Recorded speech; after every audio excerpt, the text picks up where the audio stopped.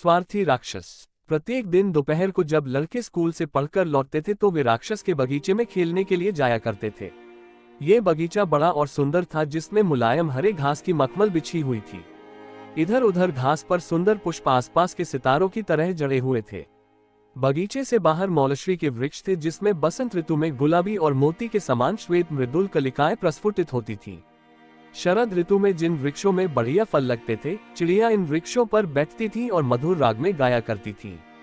बच्चे उन्हें सुनने के लिए अपना खेल स्थगित कर दिया करते हैं। हम यहाँ कितने सुखी हैं, वे एक दूसरे से कहा करते। एक दिन राक्षस वापस आया। वह अपने एक मित्र को देखने गया था और 7 साल उसके यहाँ रहा था।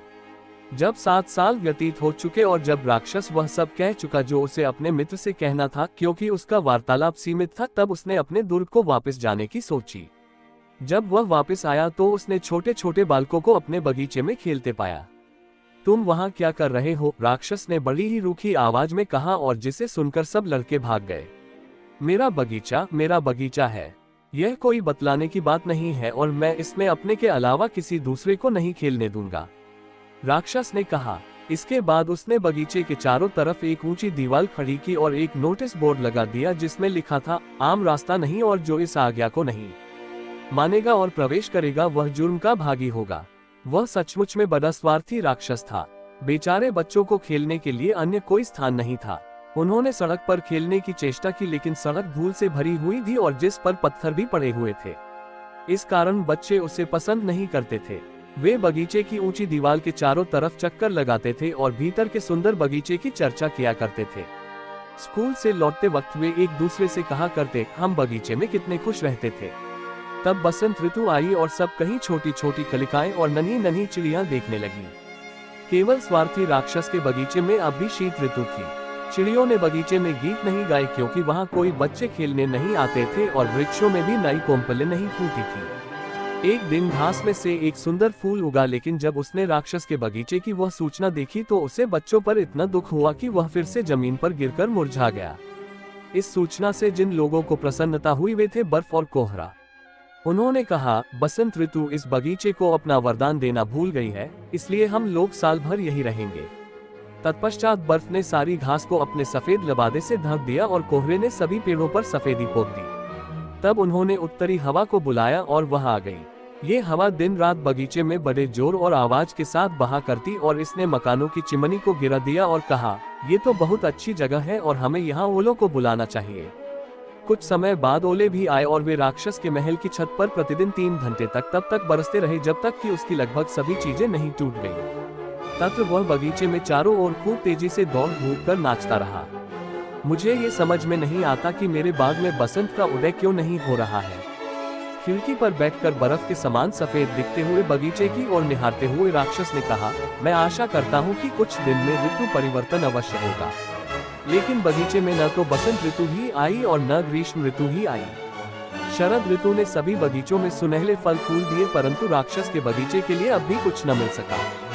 शरद ने कहा, ये राक्षस बहुत स्वार्थो है, इसलिए इस बगीचे में सदा ही शिशिर का राज्य रहा और बर्फ, कोहरा, ओले और उत्तरी हवाएं यहाँ अपनी क्रीडाएं करती रही। एक दिन सुबह जब राक्षस अपने बिस्तर पर लेटा हुआ जाग रहा था तो उसने एक मोहक गीत सुना। इसकी ध्वनि इतनी मधुर थी कि उसने सोचा कि शायद राजा के गायक गणेश मार्ग से जा रहे हैं। सचमुच ही उसकी खिड़की के बाहर एक कोयल गाना गा रही थी, लेकिन उसने ये गाना इतने अधिक दिनों बाद सुना था कि आज उसे यह पक्षी गायन संसार का सबसे सुंदर संगीत प्रतीत हुआ। इस संगीत के बाद ही ओलों ने उसके सिर पर बरसना बंद कर दिया और उत्तरी हवा ने भी अपना गर्जन बंद कर दिया। इसके बदले उसके खिड़की के खुले अंगों में से एक से सुंदर महक आने लगी। तब उसने कहा, मैं सोचता हूँ कि आखिर बसंत आ ही गई। ये कहकर वह बिस्तर से उछल पड़ा और चारों तरफ देखने लगा। पर उसने क्या देखा? उसने एक बहुत ही आश्चर्यजनक दृश्य देखा।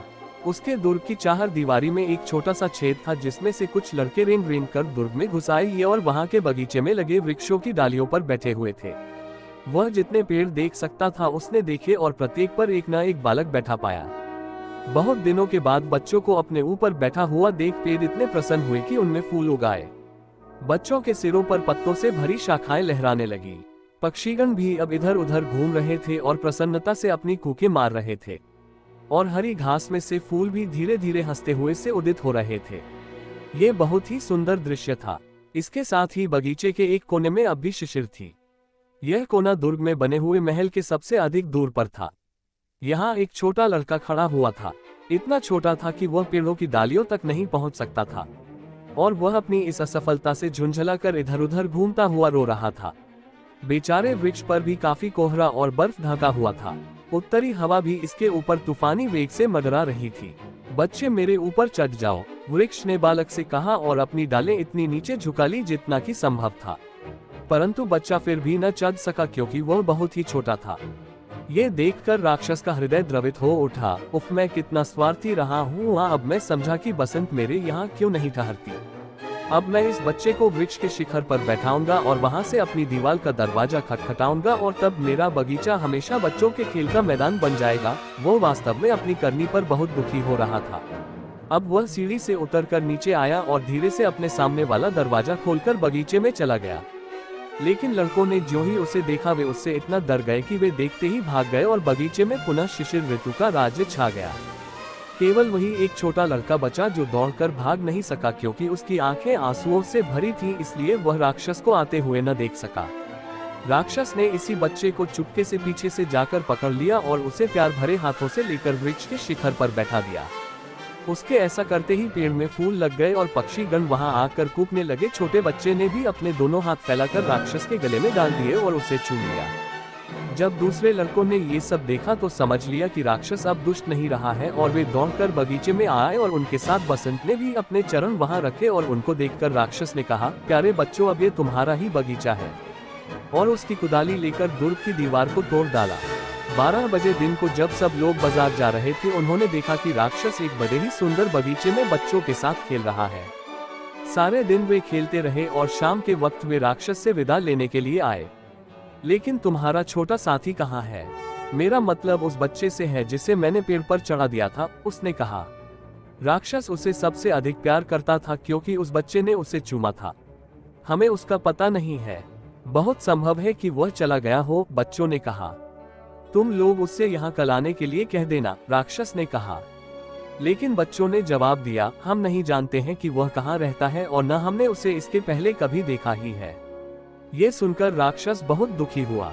प्रतिदिन दोपहर को जब स्कूल की छुट्टी हो जाती थी तब बच्चे आते और राक्षस के साथ खेला करते थे, लेकिन जिस छोटे बच्चे को राक्षस प्यार करता था वह कभी नहीं दिखाई दिया।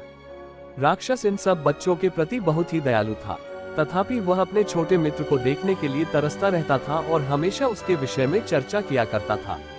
वह कहा करता, मैं उसको देखने की कितनी तीव्र इच्छा रखता हूँ। वर्ष बीतते गए और राक्षस बहुत वृद्ध और शिथिल हो चला और अधिक खेलने की सामर्थ्य उसमें नहीं रह गई। इसलिए वह एक बड़ी आराम कुर्सी पर बैठा रहता और अपने बगीचे की प्रशंसा किया करता। वह कहता, मेरे बगीचे में कई प्रकार के सुंदर पुष्प हैं, लेकिन सब पुष्पों में बच्चे ही सबसे अधिक सुंदर पुष्प हैं। जाड़े में एक दिन सुबह कपड़े पहनते हुए राक्षस ने अपनी खिड़की के चारों ओर देखा। उसने शिशिर के प्रति घृणा प्रकट नहीं की क्योंकि वह जानता था कि सोता हुआ बसंत ही शिशिर होता है, इसीलिए पहले भी इस ऋतु में मचकुंद हो जाते हैं। अब उसने अचानक ही अपनी आंखें मली और वह आश्चर्यचकित हो देखता रह गया। वास्तव में यह एक शानदार दृश्य था। उसके बगीचे के सबसे दूर वाले कोने में एक पेड़ था जो सुंदर सुंदर सफेद कलियों से लदा हुआ था। इसकी सभी डालियां सुनहली थीं और उनमें रुपहले फूल लदे हुए थे। उसके नीचे वही छोटा लड़का खड़ा था जिससे उसने सबसे पहले प्यार किया था। आनंद विभोर होकर वह अपने महल से नीचे आया और बगीचे में गया। वह जल्दी जल्दी घास पर चलकर उस लड़के के पास गया और जब उसके पास पहुंचा तो उसका चेहरा क्रोध से लाल हो गया। वह बोला, यहाँ तुम्हें किसने बांधा है? उस लड़के की हथेली पर और उसके पैर पर 2-2 किलो के चिन्ह थे। उसे देखकर वह झल्ला कर फिर बोला, किसने तुम्हें यहाँ बांध रखा है? मुझे जल्दी बताओ जिससे मैं उसे अपनी तलवार के घाट उतार सकूं। मेरे दादा, ऐसा मत कहो, ये तो प्यार के घाव हैं। उस बालक ने उत्तर दिया।